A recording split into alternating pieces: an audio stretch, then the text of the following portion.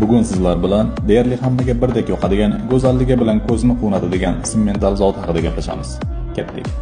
Kelib chiqishi Simmental zotining vatani Shveysariya bo'lib, u o'z nomini Simmi vodiysidan olgan. 1800-yillarda boshqa davlatga keng tarqalgan.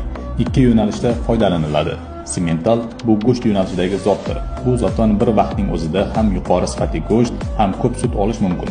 Juda katta tana tuzilishiga ega.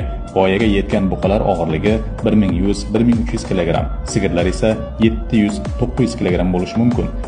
Sut mahsuldorligi 5000-7000 litr sut beradi. Ba'zida esa bu ko'rsatkich 9000 litrgacha yetishi mumkin. Simmental qoramollari tabiatan xotirjam, itoatkor bo'ladi. Bu esa ularni parvarish qilishni osonlashtiradi. Ular turli iqlim sharoitlariga tez moslashadi. Shu sababli dunyoning ko'plab hududlarida boqiladi. Yevropa, Rossiya, O'zbekiston, AQSh va boshqalar. Buqachalar tez vazn yig'adi. Kunlik o'sish sur'ati 1-1,3 kg-gacha bo'lishi mumkin. Simmental go'shti yumshoq va kam yog'li bo'lib, parhezbop hisoblanadi. Bu zot O'zbekistonda ham sevib boqiladi. Buzoqlari eng xaridorgir buzoqlardan hisoblanadi. Bu zotni O'zbekistonga import qilish hozirgi kunda faqat samolyot orqali amalga oshirilishi mumkin. Kamchiliklari bo'yicha esa izohlarda o'rtoqlashamiz.